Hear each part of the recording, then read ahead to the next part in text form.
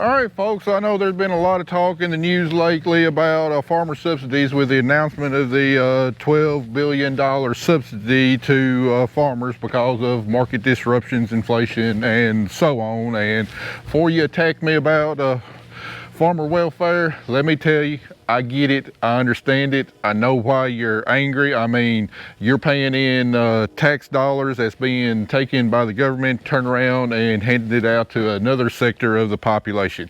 I get it, I'd be upset also.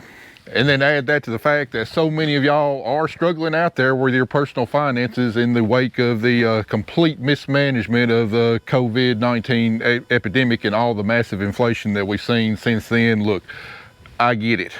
However, in a lot of my social media posts and videos, you know, I see the comment against farmer subsidies. Well, they got all this brand new, shiny, big equipment out there. Why are we giving them money when they obviously have a whole lot of money to buy all this equipment? A lot of them buy brand new equipment every year. Why are they getting subsidy money? Well, guys, let me give you just a little bit of an education on farmer equipment.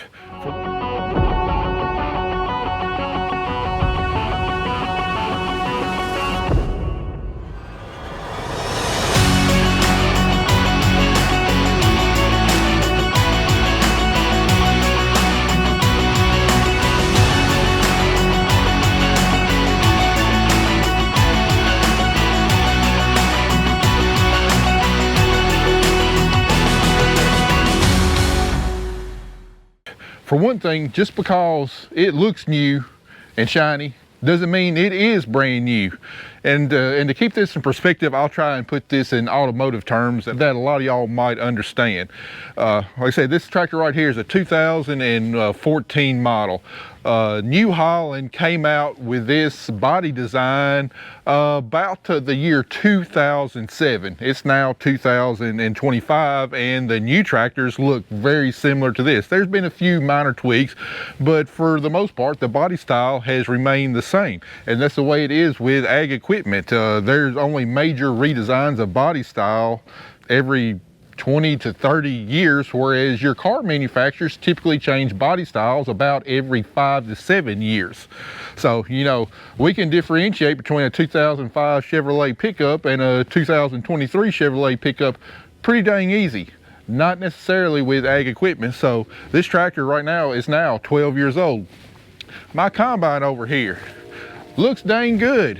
You think it's brand new? No, it's not. It's a 2012 model.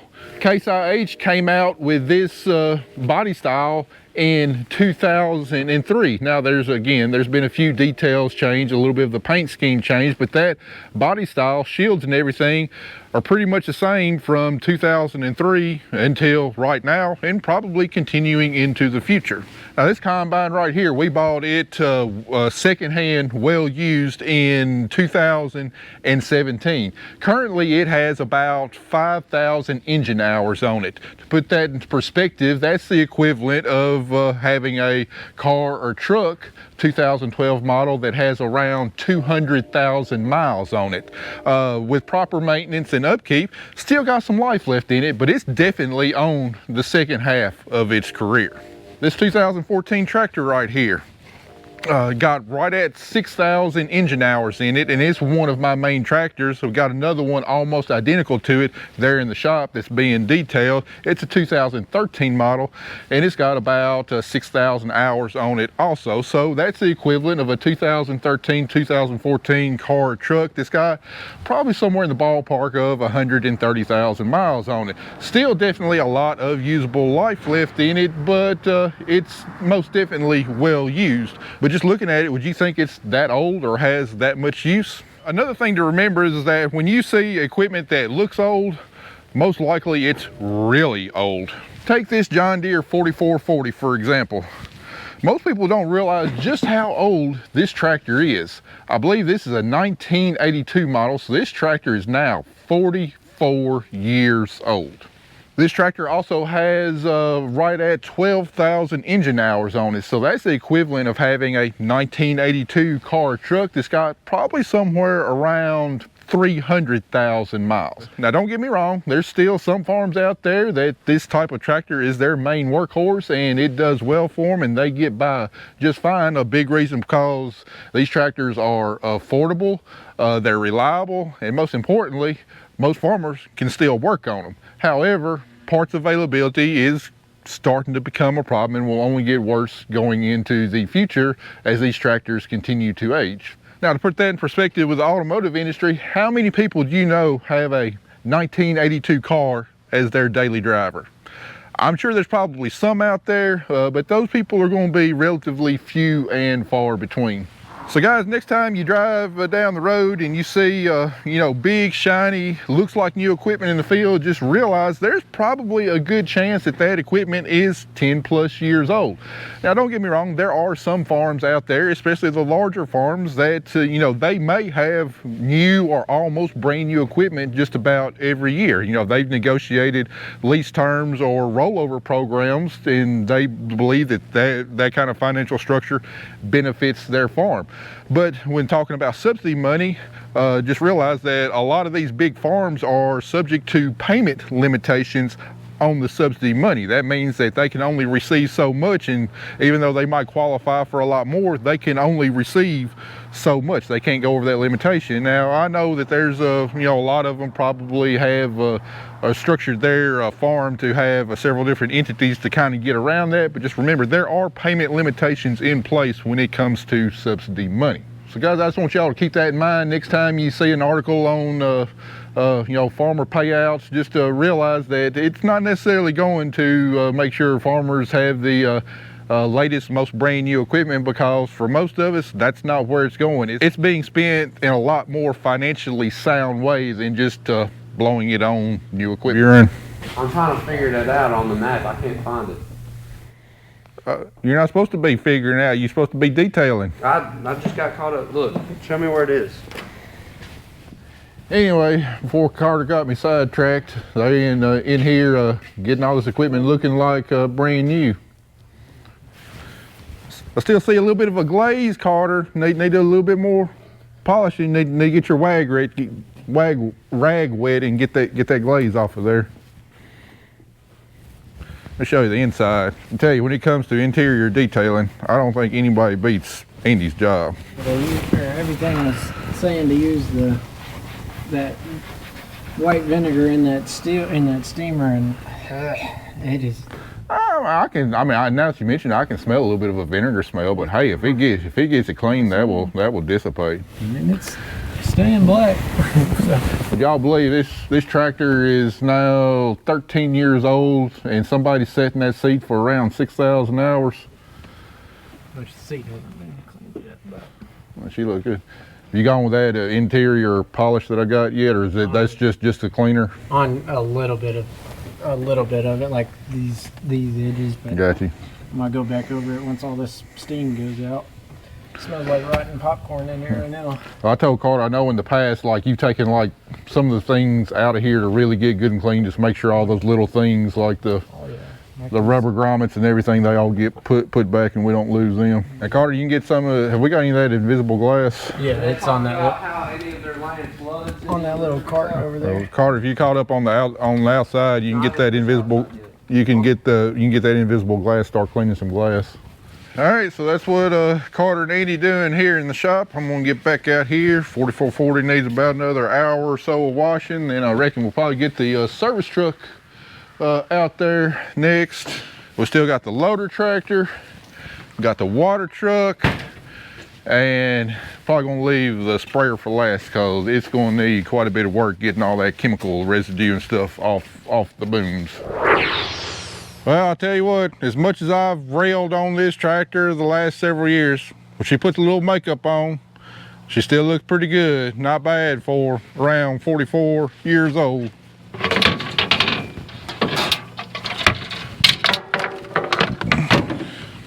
And then once Carter and Andy run it through the shop, put some of our ceramic polish on there, clean the windows, detail the inside, and especially after we get the interior replaced this winter, people are gonna have a hard time guessing she's over 4 decades old with 12,000 plus hours All right, both big blue tractors are done. Combine's done. Cotton picker's been done. 4440's done. Grain buggy's done. Grain drill is done. Header's done. Next on the list, get the service truck out here. That ought to be a quick and easy one. Hopefully get done this afternoon. Although I gotta say, as nasty as that bed is with all the dirt and grease and fuel and oil and everything else, it's gonna take some pretty heavy pressure washing to get it clean.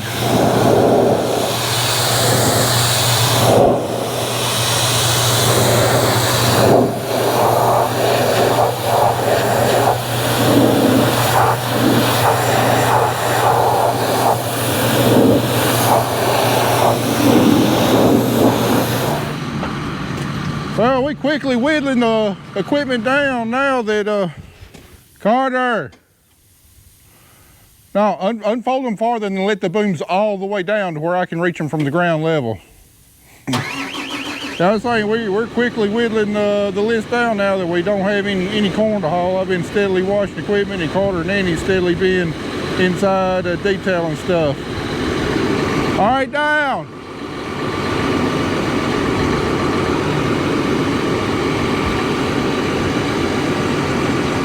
And I'm down to my last piece of equipment to wash.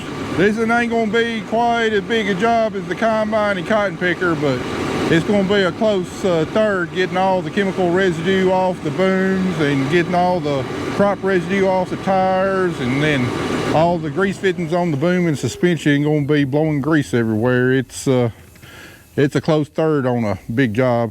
Hopefully I'll make a pretty good dent on it this afternoon and then be able to finish it up tomorrow and have all the equipment cleaned up. In the meantime, I'm gonna show y'all what Carter and Andy been working on.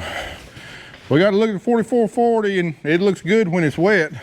When it's dry, it don't look near as good. So this one doesn't have any kind of ceramic coating or anything on there. So told Andy to get the polisher out, and I got an old jug of cutting solution, and he getting started on polishing the 4440 before we put a ceramic wax on there. And I gotta say, for a 44-year-old paint, it's making it look pretty dang good. Just without the polish on it, so.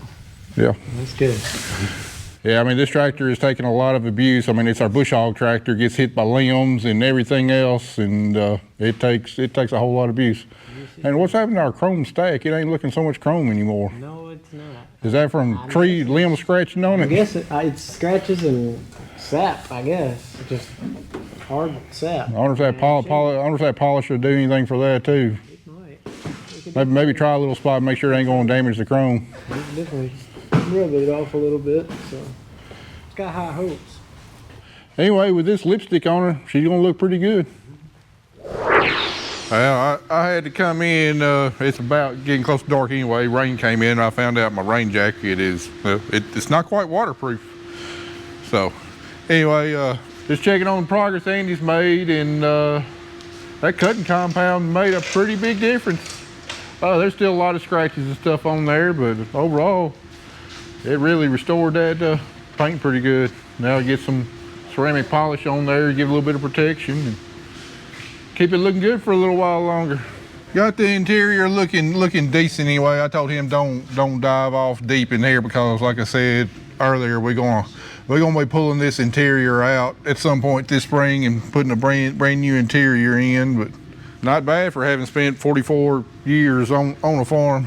Anyway, I made a pretty big dent on the sprayer. Hopefully be done with it by around noon tomorrow. And Carter and Andy have both these tractors done. Probably about done with the water truck and get sprayer in here. And hopefully before the weekend, all our equipment is all clean, polished, put away in the shed for the winter. All right, like I thought, this sprayer is taking me longer than usual to get done. It's just all the grease on the booms back there where we grease them every time. Just it keeps getting just blown around and splattered all over everywhere. But we're making pretty good progress on it. So in the meantime, Andy and Carter, they done got caught up with me on getting all the equipment detailed. So got them started on another project. They're completely gutting the shop, just like we do every year. They are pulling everything out of the shop except for the big stuff, like the lathe, refrigerator, bolt bin, stuff like that. They all loaded on the trailer, and get the shop cleaned out, and then we will give the shop a real good pressure washing. And then instead of putting sealer on the floor, we're gonna spray it with xylene to bring the shine back, let it dry, come back here, put everything back in, and chunk the stuff we don't need anymore.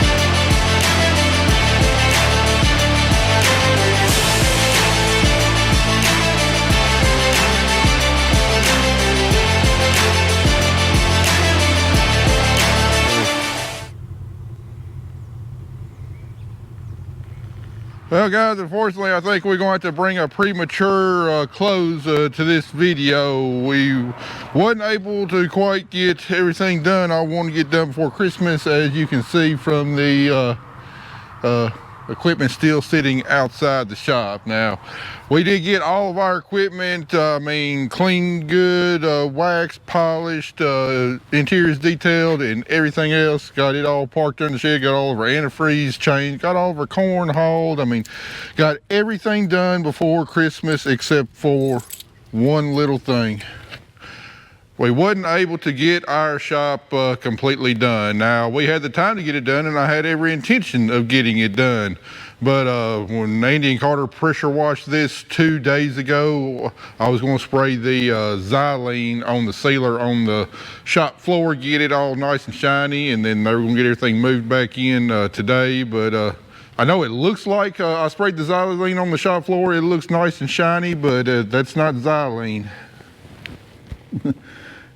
There's just a ton of moisture. This floor will not dry up whatsoever. And even though the first half of December was probably quite a bit colder than normal, the last half of December is proving to be warmer than normal. And I mean, it's 60 degrees out here, ton of humidity, south breeze, this concrete's cold, and it's sweating, and it just absolutely will not dry up. And anyway, we can't put our xylene on the shop floor, get it nice and shiny with a wet floor. So we gotta wait for it to turn cold again before we can get this shop done, and that's not gonna happen before Christmas.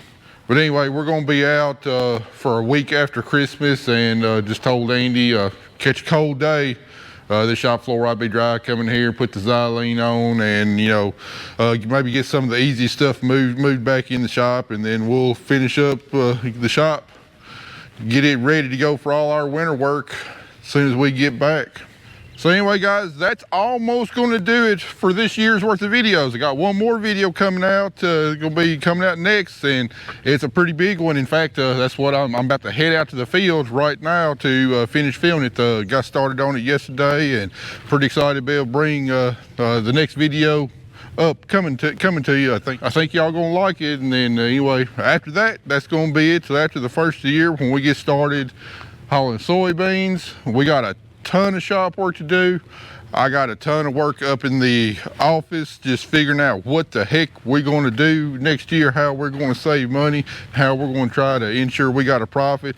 And then also I'll recap how we performed this year, and try to show y'all just how we didn't lose the massive amount of money this year that I thought we were going to lose. So anyway guys, I know this is going to come out long after Christmas, but I hope y'all had a Merry Christmas, and we'll see you in the new year.